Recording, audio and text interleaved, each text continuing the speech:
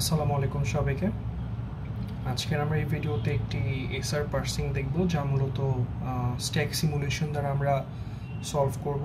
So SR parsing means basically shift reduce parsing. আমরা আগের দুটো ভিডিওতে এটা নিয়ে বিস্তারিত কথা বলেছি এবং কিছু এক্সাম্পল দেখেও আমরা বোঝার চেষ্টা করেছি যে আসলে কি হয়। সো এটাও জাস্ট একটা ফলোয়িং ভিডিও, জাস্ট এটা হচ্ছে একটি ডিফারেন্ট একটা এক্সাম্পল দিয়ে আমরা অ্যাপ্রোচ করছি, দ্যাটস ইট। সো পরীক্ষায় সবসময় যে আপনাকে একটি স্ট্রিংয়ে ABCD অর সামথিং এরকম কিছু দিয়ে দিবে, একদমই ব্যাপারটা এরকম না। এরকম নিউমেরিক্যাল ভ্যালু দিতে পারে। সো এর জন্য আমরা এই এক্সাম্পল বা এই ভিডিওটিতে এই এক্সাম্পলে আমরা বেসিক্যালি একটা নিউমেরিক্যাল ভ্যালুর স্ট্রিং কীভাবে আমরা একটি টার্মিনাল, যেখানে এখানে দেওয়া আছে, বিভিন্ন গ্রামার দেওয়া আছে, কীভাবে এই গ্রামারগুলো ইউজ করে আমি টার্মিনালে যাব। সো এটি আমার মেইন টার্গেট। সো শুরু করা যাক। সো আমরা দেখে এসেছি যে যেহেতু এই ইনপুটটাকে আমার টার্মিনাল নিতে হবে, সো আমার এখানে আমি বেসিক্যালি স্ট্যাক ইউজ করব, স্ট্যাক, এবং স্ট্যাকে একটি $সাইন আমার পুশ করা থাকবে, যার মানে হচ্ছে আমার স্ট্যাক এখান থেকেই শুরু করছি আমি এবং এর আগে কোনো কিছু আমি নিচ্ছি না। এবং আমার ইনপুটে আমি বেসিক্যালি এই স্ট্রিংটাকেই ইনসার্ট করব 3 2 4 2 3 এবং লাস্টে একটি $সাইন দিয়ে দিব, যাতে আমি যখন কাজ করে করে শিফট করে করে বের হয়ে যাব, যাতে $সাইন দেখলে আমি বুঝতে পারি আমার স্ট্রিংটা এখানেই শেষ, বা আমার অন্য কোনো কিছু না যেটা আমি স্ট্যাকে পুশ করাবো। এবং এখানে আমি অ্যাকশনসগুলো লিখবো যে আমি কোন কোন অপারেশনগুলো পারফর্ম করছি।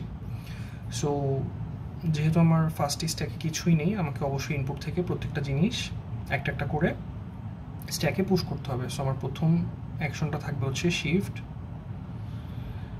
যার মানে আমি স্ট্যাকের, এটা নাম্বার 1 লাইন, নাম্বার 2 লাইনে আমি বেসিক্যালি এই 3টাকে লেফট সাইড থেকে সবসময় শিফটটা হবে। সো এই 3টাকে আমি হচ্ছে ইনপুট থেকে বের করে স্ট্যাকে পুশ করে দিব।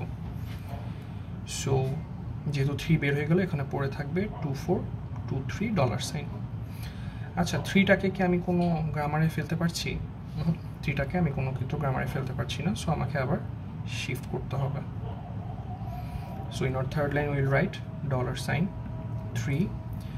সো আমি দেখতে পাচ্ছি এই 2টা কিন্তু আমার হচ্ছে শিফট হয়ে যাবে। সো 2, তাহলে এখানে পড়ে থাকবে এই বাকিটুকু $সাইন সহ বাকিটুকু আর কি, 4 2 3 $সাইন। সো 3 আর 2টাকে কি আমি কোনো গ্রামারে ফেলতে পারছি? না, ফেলতে পারছি না কিন্তু। তাহলে আমার কি, আমার এখানে আবার শিফট করতে হবে। So in our fourth line will write $সাইন, স্ট্যাকের 3 2 অ্যাজ ইট ইজ আসবে, যেহেতু আমি শিফট করছি এই 4টা এখানে চলে আসবে। সো এখানে পড়ে থাকবে এইটুকু 2 3 এবং $সাইন। আমি দেখতে পাচ্ছি এই 4টাকে কিন্তু একটি গ্রামারে ফেলা পসিবল, ই ইমপ্লাইজ 4। সো আমি লিখে ফেলবো রিডিউস ই ইমপ্লাইজ 4। আমরা প্রত্যেকটা গ্রামার লেখার ট্রাই করব, যাতে আমি পরে যদি কখনো ভুল হয়ে যায় আমি যেন ব্যাক ট্র্যাক করে, বা করার পর যেন আমি ব্যাক ট্র্যাক করে বুঝতে পারি আমি কোনটার পর কোন অপারেশন করেছি, কোন অপারেশন আমার মিস গিয়েছে কিনা, বা আমি টার্মিনালটা ঠিক মতো পেলাম কিনা। সো যেহেতু রিডিউস হচ্ছে, আমরা 5 লাইনে লিখে ফেলবো $সাইন 3 2, যেহেতু ই ইমপ্লাইজ 4, সো এখানে ই চলে আসবে। ওকে, 3 2 ই কোনো কিছুকে কোনো গ্রামারে ফেলা পসিবল না, কোনো গ্রামারে কিন্তু ফেলতে পারছি না। 2 3 অ্যাজ ইট ইজ বসে গেল ইনপুট থেকে। সো আমাকে শিফট অপারেশনে যেতে হবে। So in our sixth line we will write $সাইন 3 2 ই। যেহেতু আমাকে 2টাকে শিফট করতে হচ্ছে, আমি এখানে 2টাকে শিফট করে নিয়ে আসলাম এবং $সাইন এখানে রয়ে গেল।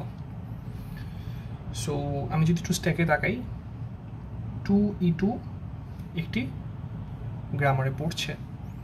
যেহেতু গ্রামারে পড়ছে, আমি দেরি না করে এটাকে গ্রামারে ফেলে দিব।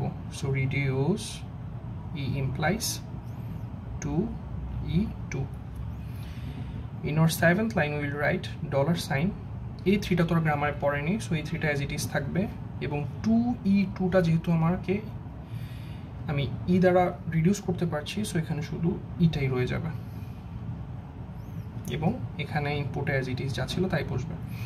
সো 3 কি কোনো গ্রামারে ফেলা যাচ্ছে? না, যাচ্ছে না কিন্তু। তার মানে কি করব, আমি শিফটে চলে যাব। And in our 8th line we will write $সাইন 3 ই, যেহেতু আমাকে শিফট অপারেশন ছিল, সো 3টা স্ট্যাকে পুশ হয়ে যাবে এবং ডলার সাইন পড়ে থাকবে। যেহেতু ডলার সাইন পড়ে আছে আমি বুঝতে পারলাম আমার ইনপুটটা এখানেই শেষ হয়ে গিয়েছে, আমাকে আর কোনো কিছু শিফট করতে হবে না। সো আমি দেখতে পাচ্ছি 3E3টা কিন্তু একটি গ্রামারে পড়ছে, E implies 3E3, সো আমি অ্যাপ্লাই করে দিব reduce E implies 3E3. So in our 9th line we will write $sign, যেহেতু 3 হচ্ছে আমার E কে ডিনোট করছে বা E কে আমি রিডিউস করতে পারছি এবং E হচ্ছে একটি টার্মিনাল, সো আমি বলে দিতে পারবো এটা হচ্ছে আমার অ্যাকসেপ্টেড। সো এভাবেই আমরা এসআর পার্সিং করব। আমার স্ট্রিংয়ে যা কিছুই দেওয়া থাকুক না কেন, whether it is numerical value or alphabetic value, doesn't matter, আপনি জাস্ট পার্সিংয়ের ক্ষেত্রে যে বেসিক রুলসগুলো আছে সেগুলো ইমপ্লিমেন্ট করলেই আপনি অ্যান্সারটা বের করতে পারবেন যে এটা কি আদৌ অ্যাকসেপ্টেড হচ্ছে নাকি এরর শো করছে। দ্যাটস ইট, ধন্যবাদ সবাইকে।